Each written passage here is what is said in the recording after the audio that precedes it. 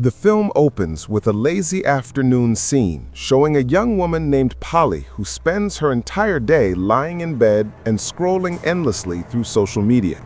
I'm a hard worker. People think I'm smart because I'm supposed to. As she enjoys her solitude, trying to keep herself warm, a sudden knock at the door catches her attention. Curious, Polly gets up to check. Standing at her doorstep is an elderly woman, frail and confused. Polly immediately asks what brings her there. The old woman rambles, saying she is looking for a friend who supposedly lives in this house. Thinking she must have the wrong address, Polly gently tells her she might be mistaken. But seeing how cold and fragile the old woman looks, Polly feels pity and invites her inside to warm up. Can I have a glass of water? When Polly returns with a drink, the old woman thanks her for being so kind and welcoming to a stranger. They begin chatting, and the woman starts asking questions about Polly's life, wondering why she lives alone in such a big house. Polly smiles and says solitude is her choice. She doesn't like being controlled by anyone, especially in a relationship, and has no desire to have children. After a while, their casual talk takes a strange turn. The old woman suddenly says, I'm gonna start now. She then hands Polly a small, mysterious box containing an hourglass. Confused, Polly asks what it means, but before she can react, the woman calmly tells her that she will die that night. Shocked and disturbed, Polly quickly gathers the woman's belongings and demands that she leave her house. But as the old woman steps toward the door, she apologizes softly, saying she's sorry for what must be done. I'm sorry. As night grows darker, Polly panics and calls her mother, telling her about the strange old woman who gave her a mysterious box and warned that she would die tonight. While checking outside, Polly notices that the box has been left on her doorstep. Her mother, alarmed and suspecting that the woman might be part of a cult, urges Polly to get back inside immediately and lock the doors. But what could the old woman's warning really mean? Later that night, after taking a shower, Polly tries on several outfits for her job interview the next morning.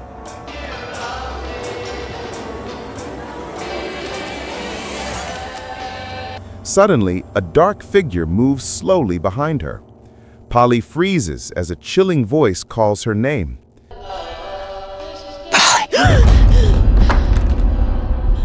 Terrified, she grabs a cigarette to calm her nerves. When her mother calls again, Polly explains what just happened, how she heard a horrifying voice whispering her name. Her mother, worried that there might be an intruder, tells her to check around the house. Though scared, Polly forces herself to do it. She searches every corner but finds nothing unusual. I feel sick. Your first day of school. Just as she begins to relax, she notices the strange box sitting on the table again, even though she had left it outside. Confused, she opens it and realizes the hourglass inside isn't moving. Then, out of nowhere, her mother's voice on the phone changes to a deeper, distorted tone. You haven't started yet. The voice warns her that she will die that very night, sacrificed to the demon trapped inside the box, unless she places 3 things into it: something she hates, something she needs, and something she loves. Before the call ends, it reminds her that she must do this before the sand in the hourglass runs out. Did you feel something then? Look at it!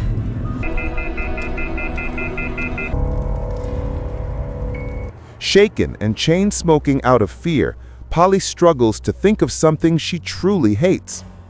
In her confusion, she decides to place her cigarette inside, believing it represents her self-destructive habit. But the box rejects her offering, The demon refuses it. Then, as the hourglass suddenly starts moving, Polly gasps in horror. She begins coughing violently and vomits up a metal key as if cursed by something far beyond her understanding. Moments later, terrified and trembling, Polly rushes to her neighbor's house to ask for help, begging her to call the police since both her phone and landline have stopped working, but says her phone is currently in use and asks Polly to wait. There's something happening and I need help. I need help. Oh, hi. While waiting anxiously, Polly begins to notice something strange about her neighbor's behavior. Her expression turns blank and her movements become eerie.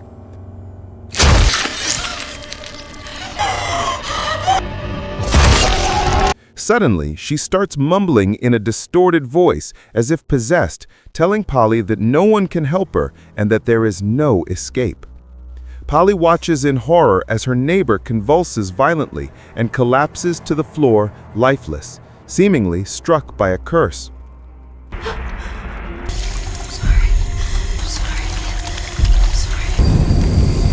Racing back home in panic, Polly sees that the hourglass has started moving again. The sand flows faster than before. Just then, her phone rings. It's a call from her father, who has been dead for years. A cold, demonic voice speaks through the line, mimicking her father's tone. It reminds Polly to give the offerings it asked for, claiming that the clues have been there all along. Shaken, Polly realizes the first offering is connected to her father's death. Searching through her things, she finds his old cross necklace, the one he used to wear every day. But before she can process it, a horrifying vision appears.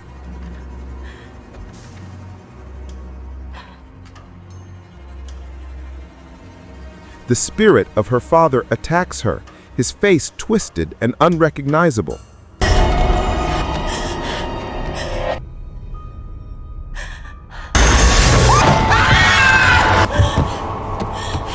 Screaming in terror, Polly grabs the necklace and prepares to complete the first part of the ritual. She finally understands that the first thing she must offer is something she hates, and what she truly hates is the cross itself. After losing her father, Polly rejected her faith, blaming God for taking him away. As she drops the necklace into the box, it vanishes instantly, swallowed by darkness. The hourglass resets, its sand frozen once again. Moments later, Polly hears a whisper calling her to complete the second offering.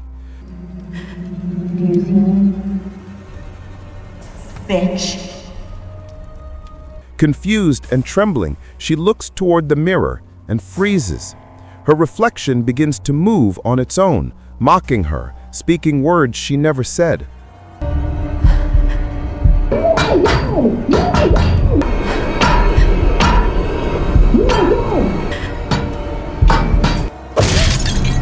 As the horror intensifies, Polly tries to run, but the demon does not let her leave. Realizing there is no escape, she is forced to continue the ritual. What do you want? Tell me. Suddenly, the television turns on by itself, playing a distorted home video. In the flickering static, a cryptic message appears, revealing the clue for the second offering, something she needs, a toe.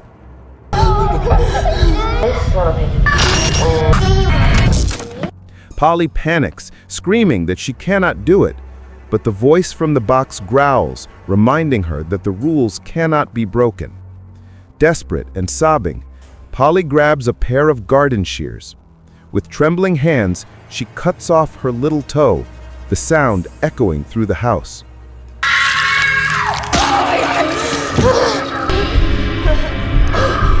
Crying in pain, she quickly drops the severed toe into the box and tries to stop the bleeding.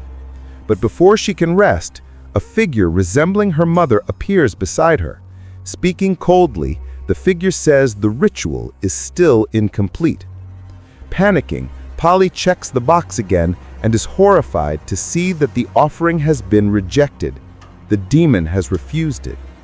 Realizing time is running out, Polly turns back to her reflection and demands to know what she must do. Her shadow smirks and whispers the truth. The demon wants her index finger, not her toe. Drained and trembling, Polly gathers what little courage she has left. With sheer agony, she raises the shears again and cuts off her finger, screaming in pain. Barely conscious, she drops the finger into the cursed box, completing the second offering as blood drips onto the floor and the hourglass resets once more.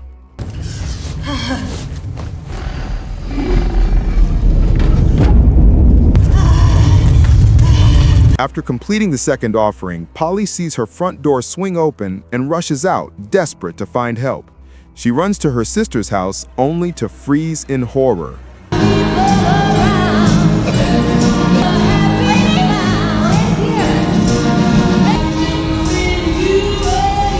Her sister is dead. Trembling, she searches the rooms and breaks down in tears when she discovers her niece, Allie, lying lifeless beside the rest of the family. Overwhelmed by shock, Polly covers her mouth in sobs, trying to make sense of the nightmare. Furious, she throws the cursed box that has mysteriously appeared in the house. At that moment, every phone in the house begins to ring at once. When she answers one, the demonic voice returns. It commands her to continue the ritual and make the final offering, something she loves. Still holding a kitchen knife, Polly looks at Allie's lifeless body and realizes the cruel truth. Allie is the one thing she truly loves. She takes a small lock of Allie's hair and places it inside the cursed box. To her shock, the offering is accepted, and her sister suddenly comes back to life. In disbelief, Polly rushes to Allie's room and finds the girl awake and moving. Relief floods her face until Allie slowly turns toward her. Polly screams as she sees Allie's face, hollow and mangled, with dark holes where her eyes once were. I love you.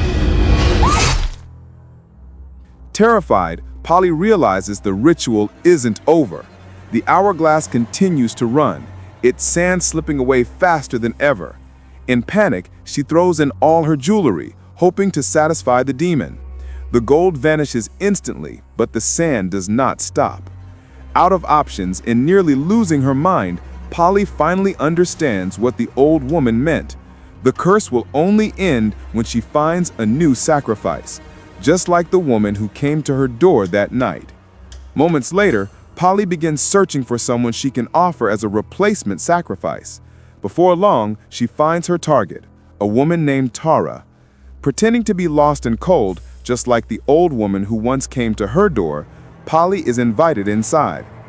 Once in the house, Tara notices Polly shivering and kindly brings her a cup of warm water. Before handing over the cursed box, Polly receives a sudden vision of Tara's future. Without saying much, she gives the box to Tara and coldly warns her that she will die that night. Start now. Back home, Polly finally feels relieved, believing the curse has been lifted. But her relief turns to horror when the old woman suddenly appears again, holding a second box identical to Polly's. You have to do things. Take it. In a moment of panic, Polly grabs a pair of scissors and stabs the old woman to death. Exhausted and resigned to her fate, Polly sits in silence as the sand in the hourglass runs out. Yet when it finally empties, nothing happens. She realizes she's still alive. It turns out that the voice of the demon was nothing more than a trick to trap victims who feared death. All the horrors she experienced, the blood, the screams, even her family's deaths, were illusions created by the curse. Though missing her finger and toe, Polly understands that the nightmare is finally over. Tara, now under the box's influence, is seen sacrificing her entire family to the same demon, and with that, marking the end of the story.